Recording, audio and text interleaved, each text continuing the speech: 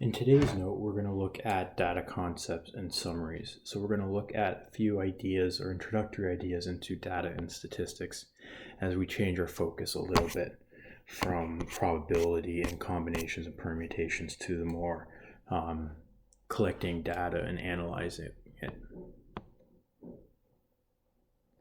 So statistics means the process of collecting and analyzing large amounts of data for the purposes of inferencing.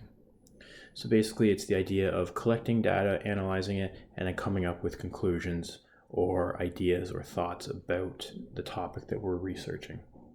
And there's four parts to statistics. There's the gathering of information, where we're collecting the raw data, we're collecting the information through various ways, surveys, samples, whatever it may be. There's the organization of that data, where we graph and calculate the data, whether it's bar graphs, mean, median, mode, just different statistical analyses.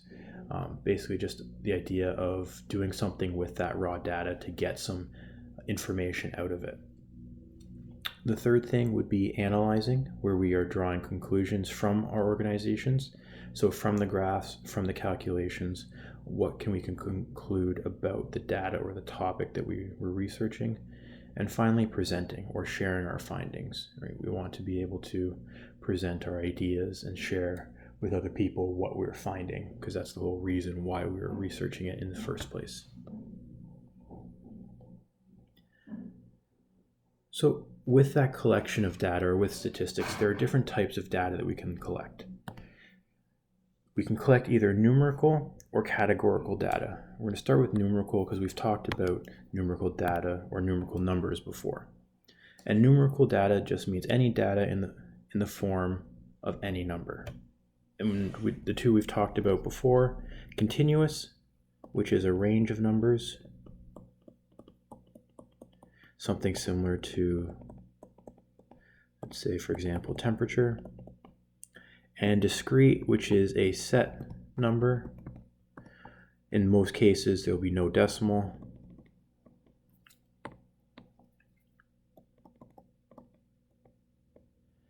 So for example, something like a football score, because it can only be set numbers. So that's our numerical data. On the other side is categorical data, and this is data that can be sorted into distinct groups or categories. And again, there's two parts to this. We have ordinal, which is data or categories that can be ranked or ordered. So for example, a letter grade, right, such as A, B, C, right, A, B, C, D, F, or so on, right? It's a grade, but it's a category, so the order is specific. One is better than the other. And finally, nominal. Nominal is, again, just distinct groups or categories that aren't ranked or ordered. So an example of this may be something like looking at favorite animals. There's no order to it, but each animal would be its own distinct group or category.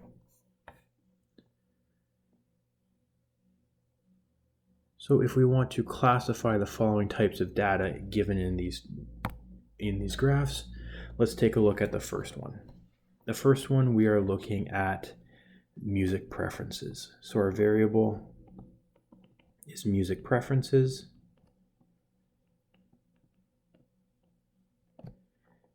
And if I look at my table, my music preferences are a category, right? They're not numbers, like alternative rock, hip hop, reggae, and rap. Those are different categories. So it is categorical data. And because these categories are not ranked or ordered, I would say that they're nominal. So it's categorical, nominal data. If I look at my second graph, my variable in this case, or what I'm measuring, is the number of hours of TV. So right off the bat here, I can see that my variable, or what I'm measuring, is a number, so it's going to be numerical. Now I have to determine if it's either continuous or discrete, and with time, because there is no set values or set numbers for time, it's a range of numbers, it would be continuous. So the number of hours is numerical and continuous data.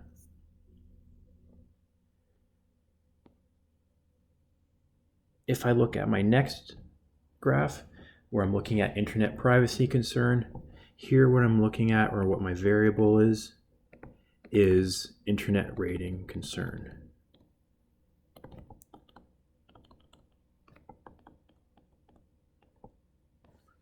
So if I look at this, it might be tricky, but in this case, it's starting off, it's categorical data.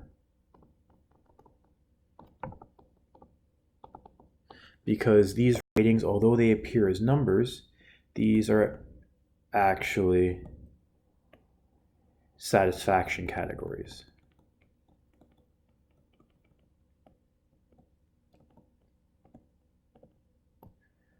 So these are actually categories. It's not a set number of data that we're collecting, it's just someone placing their concern in a certain category. So it's categorical data, but because there is a specific order or a ranking to this, they are considered ordinal. So this is categorical ordinal data. From those two graphs that we looked at, we want to just kind of compare the two things that we just saw. Although they were similar, they're not the same. So the first type that we saw was a bar graph. And a bar graph is a visual representation of the frequency of discrete or categorical data. So anytime we're looking at a bar graph, our data is categorical or discrete. And it allows for quick, easy observation of data.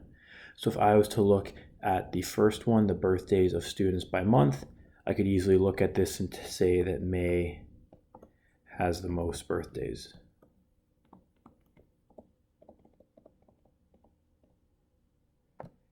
If I wanted to look at the other one, the colored one, which scores by team per season, I could say that blue is the highest scoring team, and I can easily tell when it had the most points.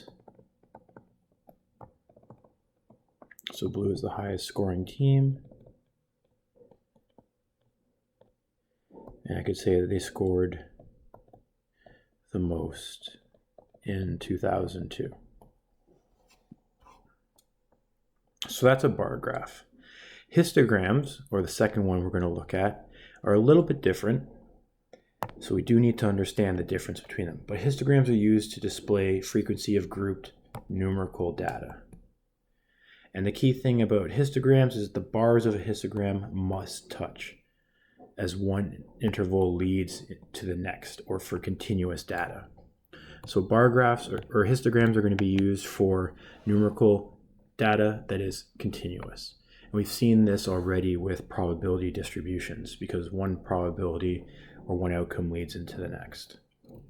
So if I look at this, I can easily tell by looking at it that most people weigh 100 kilograms. And easily by looking at this, I can easily see the trend in the data. I can see the majority of the people are in the middle or centered around one value, with a few outliers on either side. Another thing to point out as well, if you have no one or no frequency for a certain value, it still is represented by a line on the bottom. So that's why you have to be careful. Even though we don't see a bar here, we have to assume that there's zero frequency, and it's not that it's just missing. And that's why as well we don't want to include spaces when we're dealing with continuous data, because those spaces would represent zero for certain values.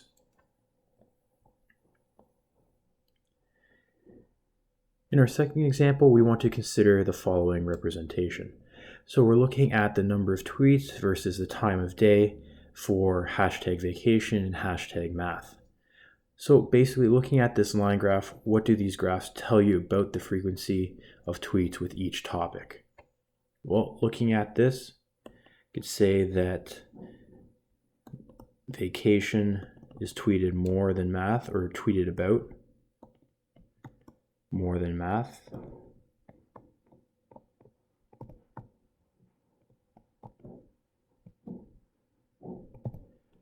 because we can see that the blue line is generally above the yellow line. As well, you could also mention that most tweets about math come outside of school. We can see with the yellow one, there tends to be an increase outside of school or when school ends, so more in the late afternoon, throughout the evening, and then in the beginning of the morning it tends to decrease, and then it picks up again in late afternoon. So most tweets are about math are outside school hours. And you could say the same thing about vacation, that most vacation tweets are actually, it tends to be random, so various times of the day there are peaks for vacation tweets. So B, what does this data seem to indicate about math and vacation as Twitter topics? You could argue that vacation is more popular than math because the frequency tends to be higher. And finally, could these graphs be compared to each other as they are? Why or why not? So not a trick question, but it's just getting us to look at the data that we're given. And we could argue that yes, these graphs can be compared to each other. And the reason that they can be compared to each other is it because they have the same units of measurement. Because we're measuring them the same way in terms of frequency or number of tweets, we can argue that they can be compared to each other. So again, in this unit, just some definitions and some key terms to think about as we go into this unit looking at data and analysis.